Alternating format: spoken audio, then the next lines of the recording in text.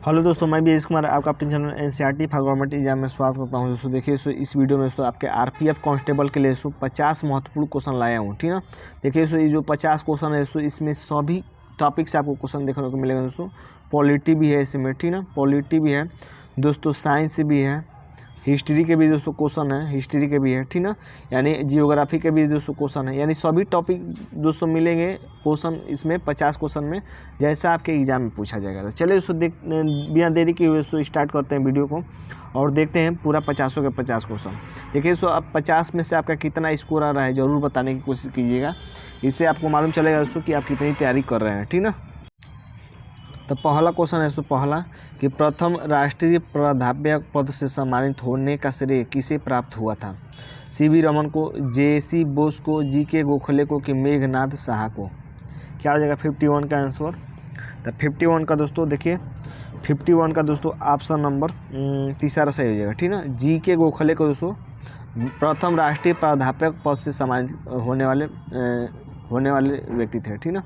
अगला है दोस्तों कि VAT मूल्य संवर्धन कर यानी वैल्यू एडेड टैक्स को लागू करने की सिफारिश किस समिति ने की थी? मोस्ट इंपोर्टेंट क्वेश्चन है। गॉडविल समिति की, लक्ष्मीकांत झा समिति की, SK धर समिति की, प्रवल मुखर्जी समिति? क्या हो जाएगा 52 का आंसर? 52 का दोस्तों ऑप्शन नंबर दूसरा सही हो जाएगा, लक्ष्मीकांत झा समिति। लक्ष्मीकांत झा समिति के सिफारिश पर दोस्तों वैल्यू एडेड टैक्स लागू किया गया था। अगला क्वेश्चन है दोस्तों कि बिहू किस राज्य का पर्व है? केरल का है, त्रिपुरा का है, पश्चिम बंगाल का है कि असम का है? क्या हो जाएगा आंसर? तो इसका आंसर हो जाएगा ऑप्शन नंबर चौथा हो जाएगा, बिहू दोस्तों असम का पर्व है, ठीक ना। अगला है पारसनाथ पहाड़ी पर कौन से जैन तीर्थंकर को मोक्ष प्राप्ति हुई थी? तो कौन से जैन तीर्थंकर थे दोस्तों? ऑप्शन है 21वें, 22वें, 23वें, 24वें? क्या हो जाएगा 54 का आंसर? 54 का दोस्तों तीसरा सही हो जाएगा, 23वें तीर्थंकर को दोस्तों मोक्ष प्राप्ति हुई थी पारसनाथ पहाड़ी पर। किस राज्य में बाघ ज़्यादा पाए जाते हैं? बताइए, मध्य प्रदेश में, पश्चिम बंगाल में, असम में कि मिजोरम में? 55 का क्या हो जाएगा आंसर? 55 का दोस्तों दूसरा सही हो जाएगा, पश्चिम बंगाल में ज़्यादातर बाघ पाए जाते हैं, ठीक ना। अगला है बांग्लादेश की स्थापना कब हुई थी? 1965 में, 1971 में, 1975 में कि 1962 में? क्या हो जाएगा 56 का आंसर? 56 का दोस्तों ऑप्शन नंबर दूसरा सही हो जाएगा, 1971 में दोस्तों बांग्लादेश की स्थापना हुई थी, ठीक है। अगला है चित्तौड़गढ़ का कीर्ति स्तंभ किसने बनवाया था? बताइए, राणा प्रताप ने, राणा कुंभा ने, राणा सांगा ने कि मान सिंह ने? बताइए, चित्तौड़गढ़ का कीर्ति स्तंभ किसने बनवाया था? 57 का क्या हो जाएगा आंसर? 57 का दोस्तों ऑप्शन नंबर दूसरा सही हो जाएगा, राणा कुंभा ने दोस्तों बनाया था चित्तौड़ का कीर्ति स्तंभ। अगला है दोस्तों कि आँख में इनमें से कौन सा रोग होता है? बताइए, ट्रिकोमा होता है, मोतियाबिंद होता है, रतौंधी होता है कि ये सभी होता है? 58 का क्या हो जाएगा आंसर? 58 का दोस्तों ऑप्शन नंबर चौथा सही हो जाएगा, ये सभी दोस्तों आँख के में होने वाले रोग हैं। अगला है दोस्तों 59 नंबर कि भारतीय राष्ट्रगान की पूरी धुन को बजाने में कितना समय लगता है? 47 सेकेंड, 50 सेकेंड, 52 सेकेंड कि 60 सेकेंड? 59 का क्या हो जाएगा आंसर? 59 का दोस्तों ऑप्शन नंबर तीसरा सही हो जाएगा, 52 सेकेंड लगता है, ठीक ना। अगला है महावीर को निम्न में से किस पर विश्वास था? चर्म पर, कर्म पर, जाति पर कि इनमें से कोई नहीं? 60 का क्या हो जाएगा आंसर? 60 का दूसरा सही हो जाएगा दोस्तों, कर्म पर। कर्म पर दोस्तों विश्वास था महावीर को। 61 नंबर देख लेते हैं कि भारत में पंचायती राज का ढांचा कितने स्तरों पर विभाजित है? 1, 2, 3, 4? 61 का क्या हो जाएगा आंसर? 61 का दोस्तों तीसरा सही हो जाएगा, 3 स्तर पर दोस्तों पंचायती राज का ढांचा विभाजित है।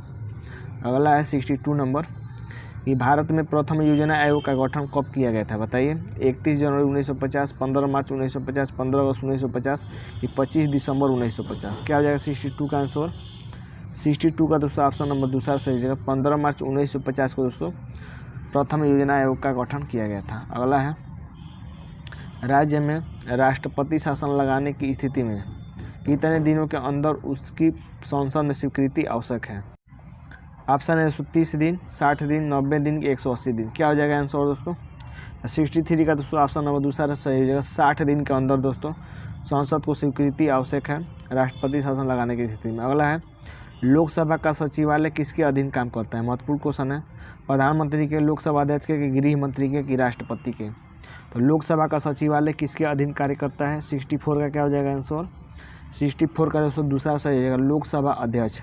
लोकसभा अध्यक्ष के अधीन कार्य करता है दोस्तों लोकसभा का सचिवालय। अगला है 65 1955 में गठित राजभाषा आयोग का अध्यक्ष था JB Kripalani, CK Naidu, BG Kher, Vallabh भाई पटेल। 65 का क्या हो जाएगा आंसर? 65 का तीसरा सही हो जाएगा BG खेर। BG खेर दोस्तों 1955 में गठित राजभाषा आयोग के अध्यक्ष थे। अगला है निम्न में से कौन सा संवैधानिक निकाय नहीं है? बताइए। योजना आयोग, वित्त आयोग, राष्ट्रीय विकास परिषद की 1 और 2 दोनों। क्या हो जाएगा 66 का आंसर? 66 का दोस्तों चौथा सही हो जाएगा 1 और 2 दोनों। 1 और 2 दोनों हो जाएगा दोस्तों। कौन सा संवैधानिक निकाय नहीं है? तो योजना आयोग और वित्त आयोग, ये दोस्तों संवैधानिक निकाय नहीं है। अगला है दोस्तों निम्न में से योजना आयोग का पदेन अध्यक्ष कौन होता है? महत्वपूर्ण है। वित्त मंत्री, प्रधानमंत्री, वाणिज्य मंत्री की राष्ट्रपति। 67 का क्या हो जाएगा आंसर? 67 का ऑप्शन नंबर दूसरा सही हो जाएगा दोस्तों प्रधानमंत्री। प्रधानमंत्री दोस्तों योजना आयोग का पदेन अध्यक्ष होता है। अगला है कि हर्ष की आत्मकथा किसने लिखी? बताइए। फिरदौसी ने लिखी, वाणभट्ट ने लिखी, वराहमिहिर ने लिखी कि इनमें से कोई नहीं? क्या हो जाएगा 68 का आंसर? 68 का दोस्तों दूसरा सही जगह वाणभट्ट ने। वाणभट्ट ने दोस्तों हर्ष की आत्मकथा लिखी, ठीक ना। अगला है खजुराहो के मंदिर का संबंध है? बताइए। शैव संप्रदाय से है, वैष्णव संप्रदाय से है, जैन संप्रदाय से है कि 1, 2 और 3 तीनों से है? क्या हो जाएगा 69 का आंसर? 69 का ऑप्शन नंबर चौथा सही है दोस्तों 1, 2 और 3 तीनों से दोस्तों खजुराहो के मंदिर का संबंध है। अगला है जैन वास्तुकला का प्राचीनतम उदाहरण मिलता है, कहाँ से मिलता है? दिलवाड़ा में मिलता है, खजुराहो में मिलता है, पुरी में मिलता है कि वाराणसी में? क्या हो जाएगा 70 का आंसर? 70 का ऑप्शन नंबर पहला सही हो जाएगा दिलवाड़ा में मिलता है दोस्तों। दिलवाड़ा में जैन मंदिर का उदाहरण मिलता है। अगला है चोल काल में कडिमय का अर्थ है? बताइए। भू राजस्व लगान, गृह कर, चारगाह कर कि जलाशय कर? क्या हो जाएगा 71 का आंसर? 71 का दोस्तों ऑप्शन नंबर पहला सही हो जाएगा भू राजस्व या लगान।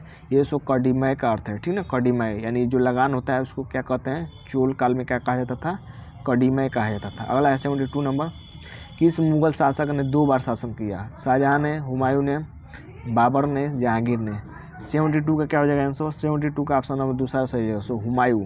हुमायूं ने दोस्तों 2 बार शासन किया था, ठीक ना। मराठा साम्राज्य का अंतिम पेशवा कौन था? बताइए। मराठा साम्राज्य का अंतिम पेशवा माधवराव, नारायण राव, माधवराव नारायण कि बाजीराव द्वितीय? 73 का क्या हो जाएगा आंसर? 73 का दोस्तों चौथा सही जगह बाजीराव द्वितीय दोस्तों ये मराठा साम्राज्य का अंतिम पेशवा था, ठीक ना। अगला है 74 नंबर कि उच्च न्यायालय के न्यायाधीश के पद पर नियुक्त होने वाली पहली महिला कौन है? बताइए। अन्ना चांडी है, लीला सेठ है कि सौदामिनी देशमुख है कि सरोजिनी नायडू है? क्या हो जाएगा 74 का आंसर? 74 का पहला सही दोस्तों अन्ना चांडी दोस्तों ये उच्च न्यायालय के न्यायाधीश के पद पर नियुक्त होने वाली पहली महिला है, ठीक ना। अगला है 75 संविधान के द्वारा उच्च न्यायालय के मुख्य न्यायाधीशों के अतिरिक्त कुल कितने न्यायाधीशों के प्रावधान किया गया? बताइए। तो मुख्य न्यायाधीश के अधीन दोस्तों कितने और न्यायाधीशों का प्रावधान किया गया है उच्च न्यायालय में? अगला है 22, 36, 58 की कोई सीमा नहीं। क्या हो जाएगा 75 का आंसर? 75 का चौथा है कोई सीमा नहीं है, ठीक ना। 76 देख लेते हैं दोस्तों। देखिए क्वेश्चन अगर अच्छा लग रहा है तो वीडियो को लाइक जरूर कीजिए। लाइक करेंगे दोस्तों मनोबल बढ़ेगा और मैं आपके लिए वीडियो लाता रहूँगा, ठीक। अगला है 76 नंबर 1953 में गठित राज्य पुनर्गठन आयोग के अध्यक्ष कौन थे? तो 1953 वाला पूछ रहा है, ठीक ना। ऑप्शन है वल्लभ भाई पटेल, न्यायमूर्ति फजल कल्ली, KM पडिक्कर की हृदयानंद कुंजरू? क्या हो जाएगा 76 का आंसर? 76 का दूसरा सही होगा दोस्तों न्यायमूर्ति फजल अली दोस्तों ये 1953 में गठित राज्य पुनर्गठन आयोग के अध्यक्ष थे। अगला है भाषा के आधार पर गठित भारत का पहला राज्य कौन है? मद्रास है, महाराष्ट्र है, आंध्र प्रदेश है कि पश्चिम बंगाल है? 77 का क्या हो जाएगा आंसर? 77 का तीसरा सही होगा आंध्र प्रदेश है दोस्तों भाषा के आधार पर गठित होने वाला पहला राज्य। 78 देख लेते हैं कि राष्ट्रीय विकास परिषद की स्थापना कब हुई थी? बताइए। 1950 में, 1952 में, 1962 में, 1972 में? 78 का क्या हो जाएगा आंसर? 78 का दोस्तों ऑप्शन नंबर दूसरा सही है दोस्तों 1952 में दोस्तों राष्ट्रीय विकास परिषद की स्थापना हुआ था। अगला है भारत की संचित निधि से किस प्रकार का धन व्यय किया जाता है, क्या व्यय हो सकता है? तो संचित निधि से दोस्तों किस प्रकार का धन का व्यय हो सकता है? प्रधानमंत्री की अनुमति से, राष्ट्रपति की अनुमति से, वित्त मंत्री की अनुमति से कि संसद की अनुमति से? क्या हो जाएगा 79 का आंसर?